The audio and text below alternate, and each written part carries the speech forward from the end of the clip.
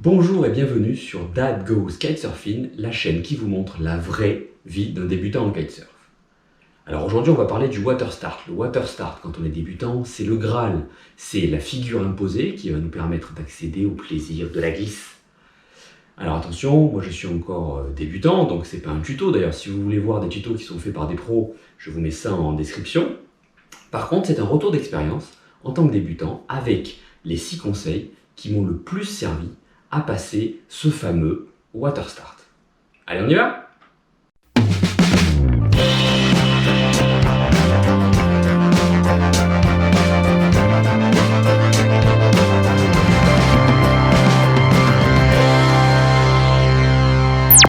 Et ça y est, vous avez terminé votre stage, vous allez pour la première fois être en autonomie, avec une planche probablement plus petite, donc ça va être un petit peu plus compliqué pour faire le water start. Vous avez une tonne d'informations qui vous a été donnée pendant le stage notamment, vous avez vu plein de tutos. Mais maintenant, que faire de toutes ces informations? Et donc, on va commencer par le premier conseil qui, moi, m'a le plus servi, c'est on y va tranquillou, on prend son temps et on essaie de se mettre dans une position qui soit optimale. Parce que, clairement, si vous n'êtes pas pile poil avec votre aile au zénith, bien calé, la board bien préparée, le corps prêt à partir dans la direction dans laquelle vous allez aller, c'est même pas la peine d'y aller parce que souvent on est un petit peu trop pressé et donc vous avez toutes les chances que ça se termine en joli gadin. Donc on y va tranquillement et on va regarder quelques exemples. Et en pratique ça donne ça, on n'est pas très à l'aise, on se fait un petit peu chahuter, donc on doit prendre appui sur notre board. Quand on est débutant on a du mal aussi à stabiliser l'aile en même temps. Voilà, on a les pieds bien dans les straps et on peut y aller. Vu d'en bas, de toute façon, voilà ce qui se passe si on part quand on n'est pas prêt. Vous tournez, votre board part dans un sens, votre kite dans l'autre, et c'est mort. Donc la rotation doit se faire autour d'un point fixe, hein, c'est votre harnais. Et pour ça, il faut utiliser ses abdos, bien sûr, mais aussi nager. Pourquoi pas, en étant light sur la barre, pour pas se faire trop tracter non plus.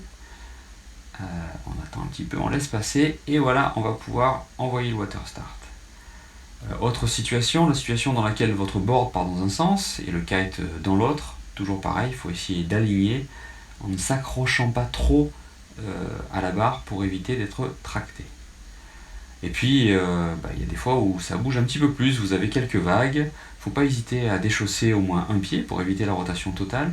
On prend bien appui sur la board et puis si jamais vous sentez que vous n'avez plus grand chose dans la barre, donc là par exemple on voit bien qu'on ne peut pas envoyer la manœuvre, on attend, on fait tourner son kite, on le fait bouger pour éviter qu'il tombe.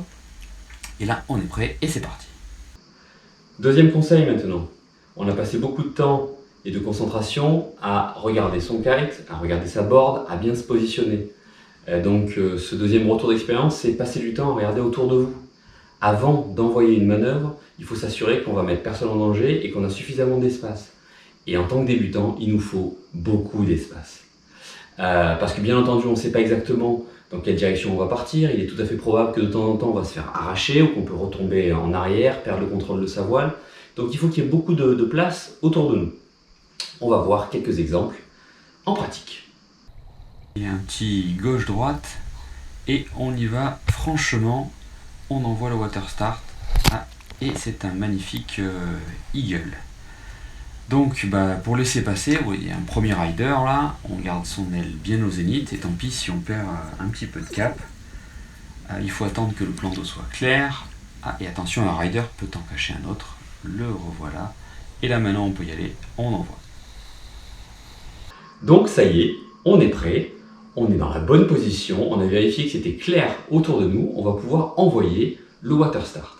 Et pour ça, troisième retour d'expérience, c'est groupir, rester le plus petit possible de façon à rapprocher son centre de gravité de sa board et que au moment où on sent la traction du kite, pouvoir passer son corps par-dessus la board.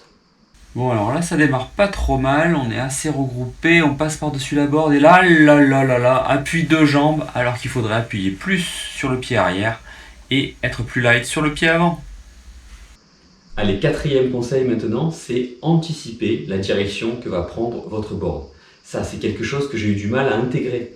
c'est de la proprioception, le kitesurf, donc il va falloir répéter plusieurs fois pour le sentir, mais c'est clé pour bien prendre la vitesse suffisante pour soit ne pas couler, soit ne pas se faire arracher. Donc dans l'eau, on essaie de visualiser la direction que doit prendre la board avant de lancer la manœuvre. Et ensuite, on va suivre le kite sous le vent au lieu de résister avec l'appui sur les deux pieds comme on le voit là. Ça ne marche pas. Allez, essaye encore une fois. Donc hop, on se replace, le plan d'eau est clair, et on y va, on suit la board sous le vent, et là, on prend suffisamment de vitesse. Donc, vu d'en haut, le départ est pas trop mal, mais on voit bien la direction de déplacement et la direction de la board ne sont pas alignées, ça fait trop de résistance, vous voyez beaucoup d'écume, et si jamais votre board mord à ce moment-là, c'est eagle garanti. Alors que là, on relance, on a la board dans la bonne direction et on peut prendre suffisamment de vitesse. Et enfin, dernier cas, voilà, quand ça fonctionne normalement, peu d'écume, peu de résistance et on a pris directement la bonne vitesse. Et alors le 5e conseil, c'est de doser la traction du kite. Et oui, parce que quand on est débutant, il faut qu'on prenne le coup, tout simplement. Donc, le conseil, c'est d'y aller mollo et de faire plusieurs essais. Vaut mieux que ça tire un petit peu moins, quitte à redescendre en arrière, à retomber, vous faites un petit peu le bouchon, plutôt que de vous faire catapulter. On prépare son kite et on l'envoie franchement en zone de puissance. Oui, et il gueule. Et oui, ça arrive. Quand on est débutant, c'est pas évident de trouver le bon dosage. Et puis, quand on perd son équilibre, on a un réflexe qui est naturel, mais qui est contre-productif, c'est de s'accrocher à la barre. Et ça donne ça. Ça y est, la manœuvre est lancée. C'est le point de non-retour. Vous avez correctement dirigé votre board, vous commencez à sentir la traction du kite, vous faites petit, vous commencez à passer par-dessus la board, vous vous appuyez sur votre pied arrière, et là c'est le moment d'appliquer le 6e et dernier retour d'expérience, c'est lâche ta barre. Et oui, à ce moment-là, c'est très important de laisser respirer son kite de façon à ce qu'il garde une certaine vitesse et de façon à pouvoir continuer à rider et à tirer votre premier board. Bon alors déjà le kite n'est pas prêt, il n'est pas dans la bonne demi-fenêtre et en plus on s'accroche, on voit bien là sur l'exemple, directement à la barre, ce qui a pour conséquence immédiate d'arrêter son avancée. C'est la tension dans la ligne avant qui va permettre au kite d'avancer et donc de prendre de la vitesse, ce qui va avoir pour conséquence positive de nous tracter hors de l'eau.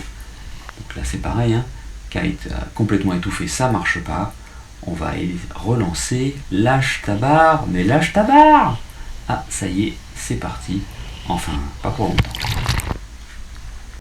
Et voilà, c'était ma modeste contribution, un retour d'expérience de débutant pour des débutants. J'espère que ça vous a plu. N'hésitez pas à laisser des commentaires, à laisser des petits pouces bleus, ce serait chouette. Éventuellement à vous abonner à la chaîne. En attendant, bonne progression à tous, bonne glisse et surtout, ridez safe.